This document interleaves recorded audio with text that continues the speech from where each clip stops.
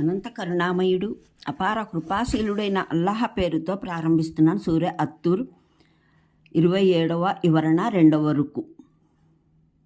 అంటే ఇది మహానీయ ముహమ్మద్ సల్లల్లాహు అలైహి వసల్లం రచన కాదన్నది మాత్రమే సత్యం కాదు. వాస్తవానికి ఇది అసలు మానవ మాతృల రచన కానే కాదు. ఇటువంటి రచన చేయడం మానవ శక్తి సామర్థ్యాలకు అతీతమైన విషయం. ఇది ఒకవేళ మానవ రచనే అని మీరు అన్నట్లయితే ఈ స్థాయికి చెందిన ఏదైనా రచన ఎవరైనా మానవుడు రచించింది తెచ్చి చూపండి. ఈ సవాలు ఈ ఆయట్లో ప్రప్రథమంగా కేవలం ఖురేష్ ప్రజలకే కాక ప్రపంచ తిరస్కారులందరి ముందుంచడం జరిగింది.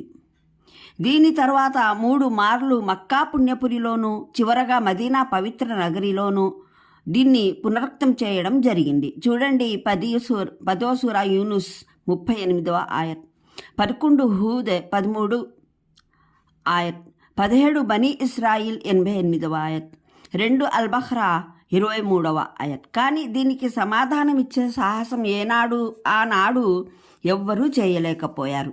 ఆ తర్వాత నేటికి ఏ ఒక్కరూ ఈ సాహసానికి పాల్పడలేదు. ఖురాన్కు ప్రతిగా ఏదైనా మానవ రచన తీసుకొచ్చే ధైర్యము ఎవరూ చేయలేకపోయారు.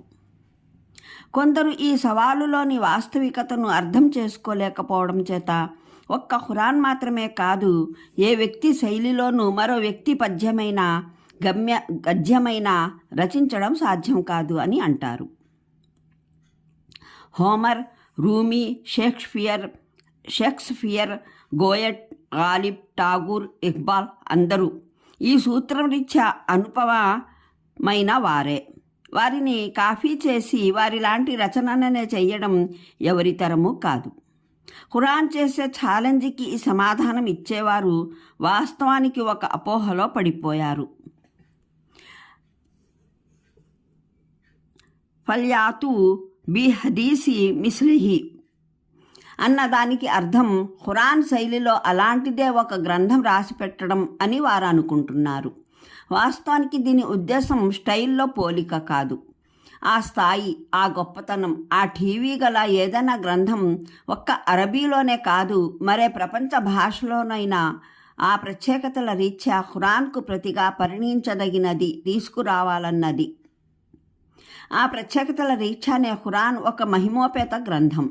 క్లుప్తంగా దాని పెద్ద ప్రత్యేకతలు కొన్నింటిని దిగువన పేర్కొంటున్నాము. వీటి దృష్ట్యాన్నే అది మునుపు కూడా మహిమోపేతమైన గ్రంథమే, నేడు మహిమోపేతమైన గ్రంథమే. 1. ఏ భాషలోనైతే ఖురాన్ అవతరించిందో అందులోని సాహితీ సంపదనంతటిలో అది అత్యున్నతమైనది, అత్యంత పరిపూర్ణమైనది. గ్రంథం మొత్తంలోనూ ఒక్క పదము, ఒక్క వాక్యము ప్రమాణాలకు దిగువన కానరాదు. ఏ విషయాన్ని చర్చించినా దానికి అత్యంత సముచితమైన పదాలు, అత్యంత అనుగుణ్యమైన శైలిలో చర్చించడం జరిగింది. ఒకే విషయాన్ని మాటికి ప్రస్తావించడం జరిగినా ప్రతిసారి భావ ప్రకటన విధానం వేరైనదే. దానివల్ల పునరుక్తిలోని దోషం, వికారం ఎక్కడా ప్రతిఫలించదు. తొలి నుండి తుది వరకు మొత్తం గ్రంథంలో వజ్రాలను సానపట్టి పొదిగినట్లు పదాలు అమర్చబడ్డాయి. వచనం ఎంత ప్రశస్తము, ప్రభావవంతమైందంటే భాషా పరిజ్ఞానం గల వ్యక్తి ఎవరైనా సరే తన్మయత్వంతో ఊగిపోకుండా ఉండలేడు. కడకు దాన్ని తిరస్కరించేవారు, వ్యతిరేకించేవారి ఆత్మ సైతం అందులో మమేకమై డోలలూగిపోతుంది. 1400 ఏళ్లు గడిచిన తరువాత నేడు కూడా ఈ గ్రంథం తద్భాషా సాహిత్యం రీత్యా అన్నింటికన్నా అత్యున్నతమైన అనుపమ దృష్టాంతం. దానికి సమానమైంది కాదు. దాని దరిదాపులకు సైతం అరబీ భాషలోని మరే గ్రంథము దాని సాహితీ ప్రమాణాలకు చేరుకోజాలదు. అంతేకాదు, ఈ గ్రంథం అరబీ భాషను ఏ విధంగా పట్టుకున్నదంటే 14 శతాబ్దులు గడిచిన ఈ భాషలో సాహితీ ప్రశస్తత విలువలు ఈ గ్రంథం స్థాపించినవే, ప్రామాణికమైనవి. వాస్తవానికి ఇంత సుదీర్ఘ కాలంలో భాషలు పరివర్తమై ఏమేమోగా మారిపోతాయి.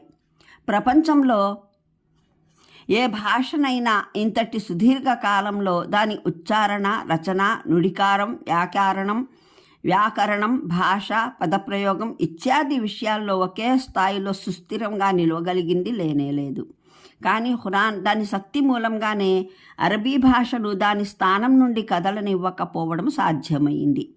అందులోని ఏ ఒక్క పదము నేటి వరకు విసర్జితం కాలేదు. అందులోని ప్రతి నానుడి నేటి వరకు అరబీ సాహిత్యంలో ప్రయోగంలో ఉంది. దాని సాహిత్యం నేటికీ అరబీ భాషలో ప్రామాణికమైన సాహిత్యం. రచనా ప్రక్రియలోనైనా ప్రసంగ ప్రక్రియలోనైనా 1400 ఏళ్లకు ముందు ఖురాన్లో ప్రయోగించబడినదే నేటికీ ప్రశస్తమైన భాషగా పరిగణించబడుతుంది.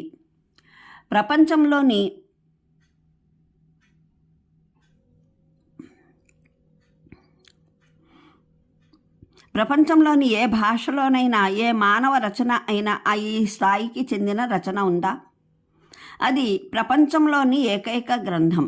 ఇది మానవాళి ఆలోచనల్ని, నైతికతను, నాగరికతను, సంస్కృతిని, జీవన విధానాన్ని ఎంతో విశాలంగా, ఎంతో లోతుగా, మరెంతో సర్వజనీనంగా ప్రభావవంతం చేసినది. ప్రపంచంలో ఇటువంటి మరో దృష్టాంతం కానరాదు. దీని ప్రభావం ఒక జాతినే రూపాంతరం చెందేలా చేసింది. ఆ జాతి లేచి ప్రపంచంలోని ఒక పెద్ద భాగాన్ని మార్చివేసింది. ఈ మేరకు విప్లవాత్మకమైన గ్రంథం మరొకటి ఏదీ లేదు. ఈ గ్రంథం కేవలం కాగితపు పుటలలో గ్రంథస్థమై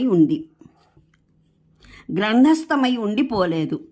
ఆచరణాలోకంలో అందులోని ఒక్కొక్క పదము ఆలోచనల్ని రూపొందించింది, ఒక స్థిరమైన సంస్కృతిని నిర్మించింది. 1400 సంవత్సరాల నుండి ఈ ప్రభావాల పరంపర కొనసాగుతూనే ఉంది.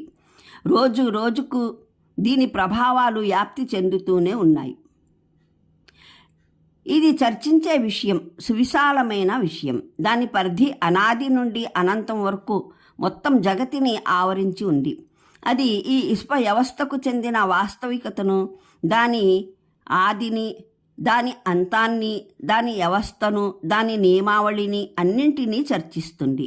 అది ఈ విశ్వానికి కర్త ఎవరో, నిర్వాహకుడు, నిర్వహణకర్త ఎవడో, ఆయన గుణగుణాలేవో, అధికారాలేవో తెలుపుతుంది. ఈ నిఖిల జగతి వ్యవస్థను ఆయన ఏ విషయ వాస్తవికత ఆధారంగా స్థాపించాడో అది తెలుపుతుంది. అది ఈ విశ్వంలో మానవుని స్థితి, స్థానం సరిగ్గా నిర్ధారించి చూపుతుంది. అదే అతని సహజమైన స్థానమని, అదే అతని పుట్టుకరీత్యా నిజస్థానమని, దాన్ని అతను మార్చనేలేదని తెలుపుతుంది.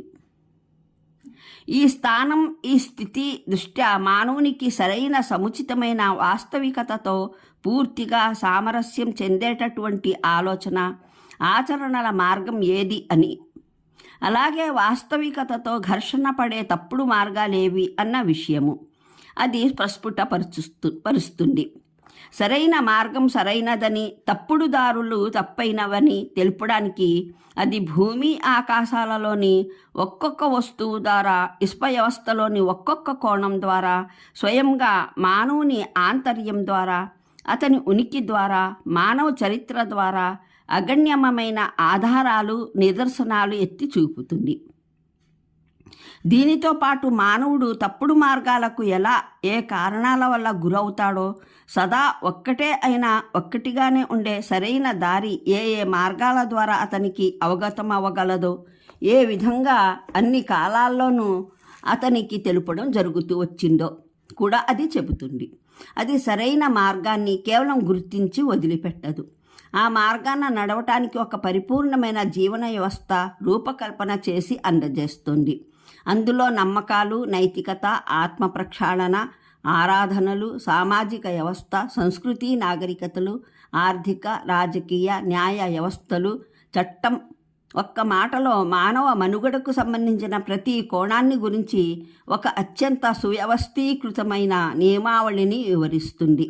అంతేకాక ఈ సరైన దారిని అనుసరించడం చేతను, ఆ తప్పుడు త్రోవలో నడవటం చేతను ప్రపంచంలో కలిగే ఫలితాలను ఈ లోక వ్యవస్థ అంతమైపోయిన తర్వాత మరో వ్యవస్థలో బయల్పడనున్న ఫలితాలను అది చాలా వివరంగా విడమర్చి తెలుపుతుంది. అనంత కరుణామయుడు, అపార కృపాశీలుడైన అల్లాహ్ పేరుతో ప్రారంభిస్తున్నాను. సూర అత్తూర్ 27వ వివరణ 2వ రుకు. అంటే ఇది మహానీయ మొహమ్మద్